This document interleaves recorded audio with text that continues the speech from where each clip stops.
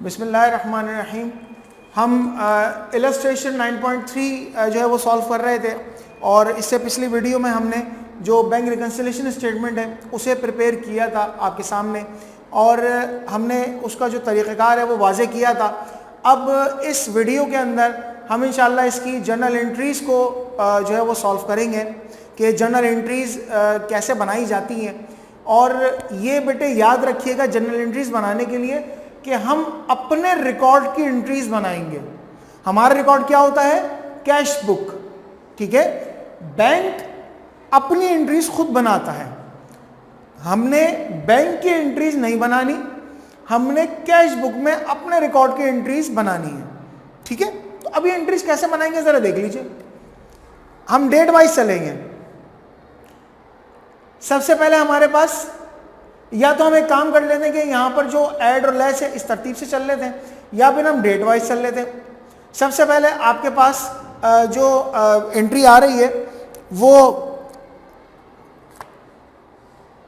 Dishonour की आ रही है, तो हम उस डिसऑनर की एंट्री को देख लेते हैं कि नंबर 3 ट्रांजैक्शन थी है और लाजमन, बल्कि ये हम ट्रांजैक्शन के हिसाब से देख लें, ये आएंगे दिसंबर 31 में, ठीक है।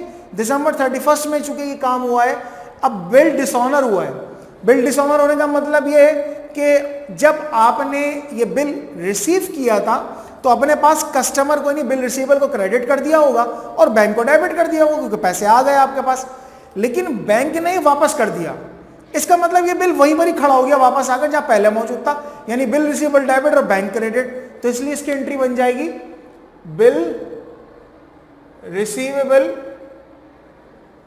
डेबिट और बैंक क्रेडिट बाय 21250 21250। नरेशन इसकी ले लेंगे हम। To record bill dishonoured, right. अब 3 के बाद 4 चूंकि बैंक की है, 5 अनप्रेजेंटेड की है, 6 नोट रिसीवेबल की कलेक्शन की है। तो हम इसको बना लेंगे कि नोट रिसीवेबल कलेक्ट हुए, इसका मतलब बैंक में पैसा आ गया है। बैंक में पैसा आ गया है तो लाजमन ये नोट रिसीवेबल है, नोट रिसीवेबल क्रेडिट हो जाएगा और बैंक डेबिट हो जाएगा आपके पास। तो बैंक डेबिट और नोट्स रिसीवेबल क्रेडिट बाय 12,000।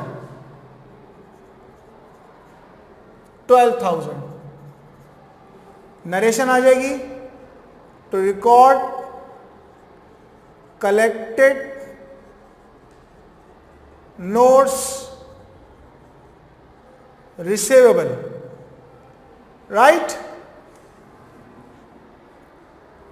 अब नोट रिसीवेबल 6 की थी, 7 में बैंक चार्जेस हैं। बैंक चार्जेस का क्या मतलब कि आपने बैंक चार्जेस की मद में पैसे अदा कर दिए, तो इसका मतलब वो पैसे बैंक अकाउंट से माइनस हुए होंगे। चार्जेस एक्सपेंस होते हैं और पैसे माइनस हो गए तो इसका मतलब बैंक क्रेडिट हो गया क्योंकि बैंक बैलेंस कम हो गया आपका। तो यहां हम एंट्री इसकी बना लेंगे बैंक चार्जेस डेबिट कर देंगे और बैंक क्रेडिट कर देंगे। क्यों? क्योंकि ये एक्सपेंस से बढ़ गया तो डेबिट और बैंक माइनस हो जाएगा क्योंकि बैंक से ही पैसे कटे हैं आपके, तो वो क्रेडिट हो जाएगा। ₹30 से ये एंट्री पास हो जाएगी। नरेशन ले लेंगे इसकी। To record bank charges. अगली एंट्री देख लेते हैं। 7 के बाद 8 कैशबुक में ही है। इंटरेस्ट फ्रॉम बैंक, यानी बैंक से आपको इंटरेस्ट मिला है। दरअसल इंटरेस्ट इनकम होती है आपकी। अगर इंटरेस्ट बैंक से मिल रहा है या इंटरेस्ट किसी पार्टी से मिल रहा है, वो इंटरेस्ट भी आपकी इनकम ही है, तो उसको इनकम में शो करेंगे लाजमन। बैंक से इंटरेस्ट मिला तो बैंक बैलेंस बढ़ जाएगा आपका, ठीक है, और इनकम भी बढ़ जाएगी आपकी। जब बैंक बढ़ेगा तो बैंक डेबिट पे रिकॉर्ड होगा, इनकम जब बढ़ती है तो क्रेडिट पे रिकॉर्ड होती है। तो हम ले लेते हैं यहां पर बैंक डेबिट और इंटरेस्ट इनकम क्रेडिट। हमारे पास अमाउंट है 280 की, 280 से हमने ये एंट्री पास कर देनी है। नरेशन इसकी ले लेंगे हम, टू रिकॉर्ड इंटरेस्ट इनकम। इस तरह ये इसकी जर्नल एंट्रीज भी हमारे पास मुकम्मल हो गई।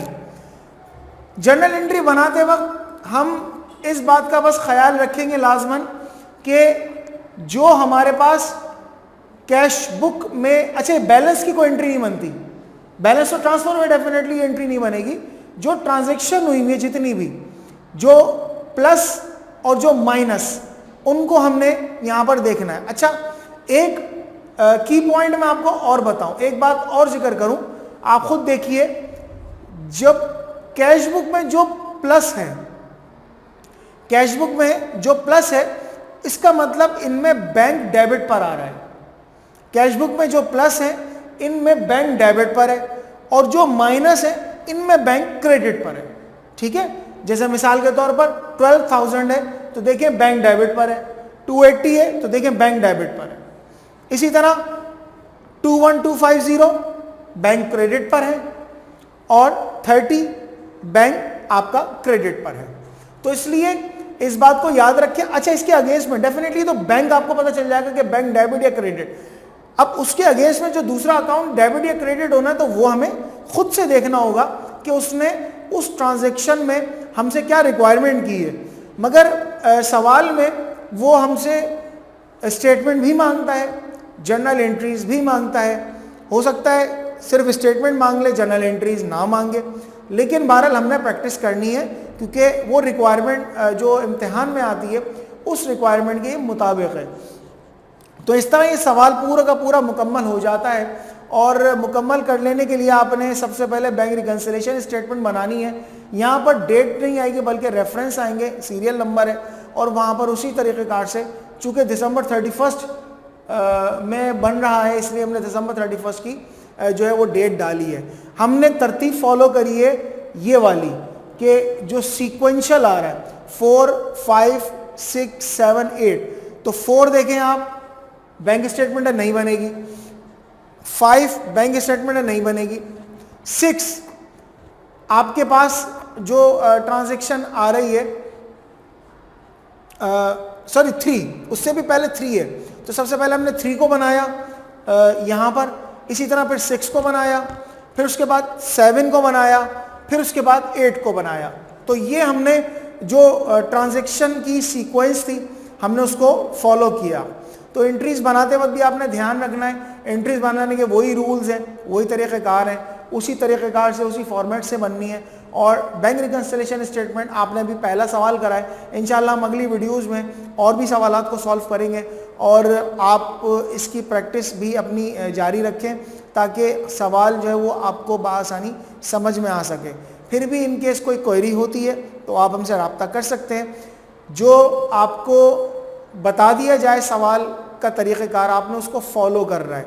वीडियो को बार बार देखें ताकि कोई पॉइंट मिस ना हो जाए आपसे, कोई बात ऐसी जो रह ना जाए आपसे। कहीं अगर कोई इशू आता है तो उसको समझने की कोशिश करें और उसकी प्रैक्टिस भरपूर तरीके से करें ताकि ये टॉपिक आपको क्लियर हो सके। इंशाल्लाह अगली वीडियो में फिर आपसे मुलाकात होगी। अस्सलाम वालेकुम।